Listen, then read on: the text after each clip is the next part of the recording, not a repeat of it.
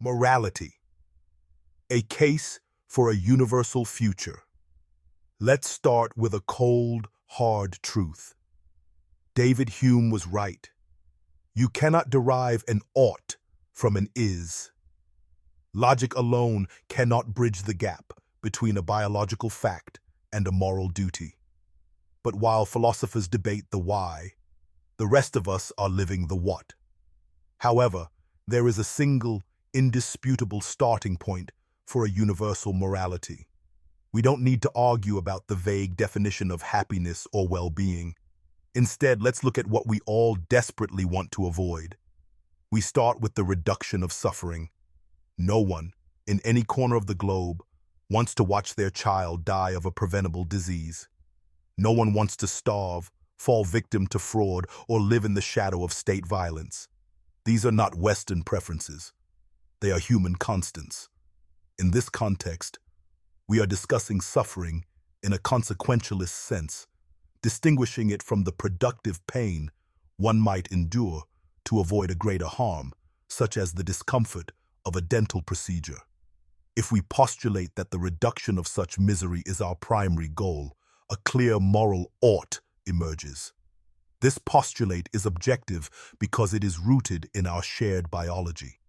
Our evolved proclivity for fairness and the empathy granted by our mirror neurons allows us to feel the pain of others as if it were our own. This biological hardware acts as a universal compass. It suggests that morality is not a matter of mere opinion, but a function of the well-being of conscious creatures. Humans possess mirror neurons that cause us to feel a version of another's physical pain. When we build a clean water system or a fair court, we are essentially scaling up our biological hardware into societal software. If our biology dictates that we hate pain, then any system that fails to reduce pain is objectively failing its biological mandate. As a result, we may argue that in that sense that the ought is a function of our is. Therefore, we are biologically and logically compelled to support the systems that have proven, historically and empirically, to eradicate these miseries. For most of human history, life was, as Hobbes put it, nasty, brutish, and short. Then, about 250 years ago, something changed. The Enlightenment gave us a toolkit: reason, science, humanism, and the rule of law. Look at the data. In the last 2 centuries, the countries that fully embraced these values, meritocracy and free markets protected by liberal institutions, witnessed a collapse in poverty and child mortality that would have looked like a miracle to our ancestors. Critics call these imperialist values, but look at where people are moving. People are not risking their lives on rafts to reach the shores of autocracies. They aren't clamoring to live under the alternative visions of Russia or China. They vote with their feet for the Enlightenment. They move toward the EU and the USA because they want the safety, the dignity, and the freedom that only these universal values provide. The most profound evidence for this ought lies in the results of the Enlightenment, the application of reason, and the scientific method to human problems. Let's look at a few examples.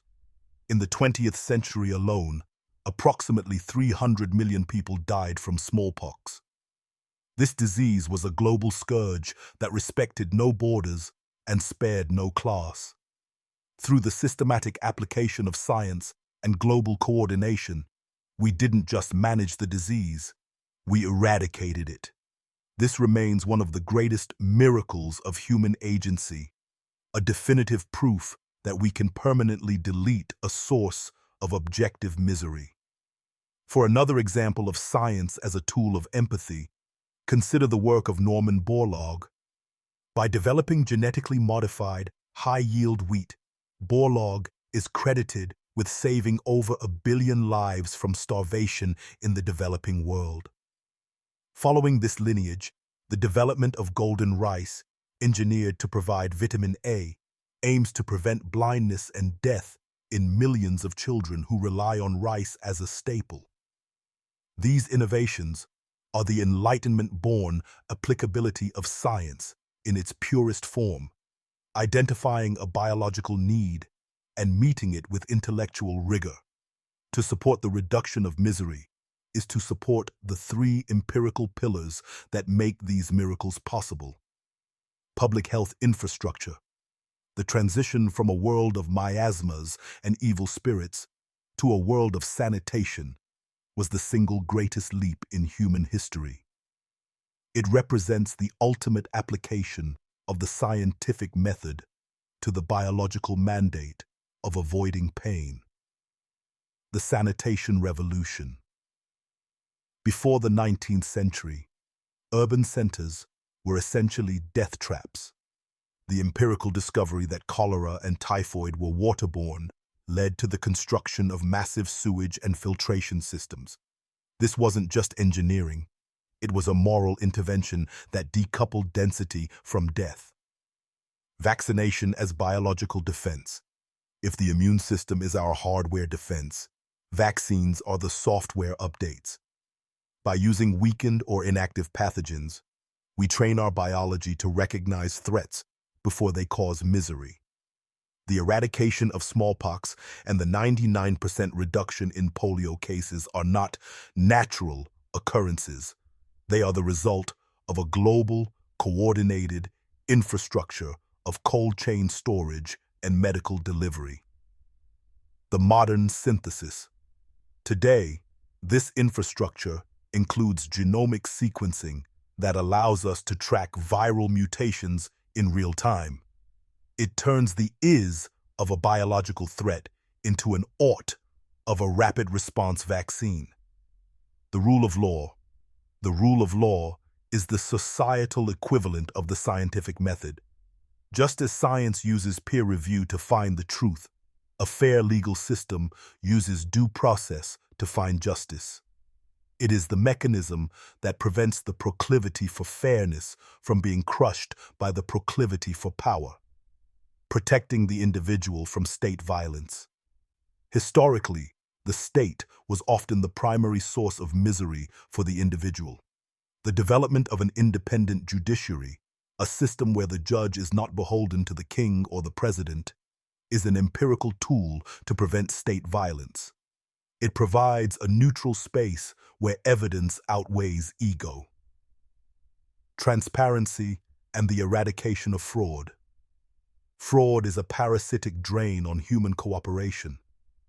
Systems like transparent land registries, public accounting standards, and contract law allow strangers to collaborate without the fear of being cheated.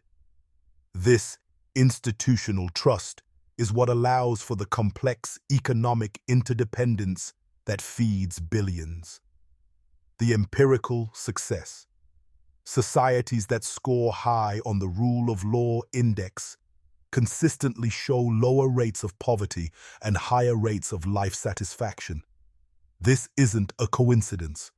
It is evidence that when you protect the individual's right to fairness, you reduce their objective misery.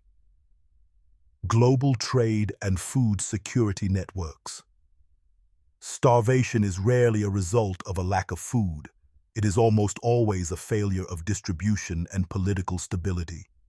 The evidence: the dramatic drop in global extreme poverty, those living on less than 2,000 fats a day over the last 30 years, is the most significant crushing of misery in human history. This was achieved through empirical economic systems, specifically the expansion of global supply chains that move calories from surplus to deficit areas. The ought. If our goal is the reduction of hunger, we must support the logistical and economic interdependencies that have proven more effective at feeding the world than any previous isolationist or feudal model. Conclusion. The systems that mitigate disease, hunger, and injustice are the logical fulfillment of our nature. Our aversion to pain is the is of our biology. The systems we build to stop that pain are the ought of our civilization. To reject these proven mechanisms is to ignore the very biological constants that make us human. If the reduction of misery is our goal, then the defense of scientific and rational institutions is an inescapable moral necessity. This brings us to a crucial divide. Consequentialist morality is focused on this world. For millennia, we were told to obey holy books and divine commands, often to secure a ticket to a better world after we die. But when your morality is based on an afterlife, the suffering in this life becomes secondary or even a test. We reject that. Our fight is for the living. We don't need a God to tell us that theft or murder is wrong. We can see the consequences of those actions in the broken lives and shattered trust they leave behind. By focusing on humanism rather than theology, we found common ground in 1948. The Universal Declaration of Human Rights wasn't based on a specific religion. It was a consequentialist roadmap to prevent the horrors of the world wars from ever happening again. No country dared object to it then, because its truth was self-evident. Human rights are the best technology we have for reducing global misery. Now, I mentioned Hume earlier, but there is a nuance he couldn't have known. Biology gives us a nudge. While we can't derive a full moral code from our genes, we are not blank slates. As a social species, we are skewed toward cooperation. Great primatologists like Frans de Waal have shown that our cousins, the chimpanzees and capuchins, have an embedded inclination toward fairness and empathy. We feel the pain of others because, evolutionarily, those who didn't cooperate didn't survive. However, biology is a double-edged sword. We have better angels, but we also have inner demons, aggression, and tribalism.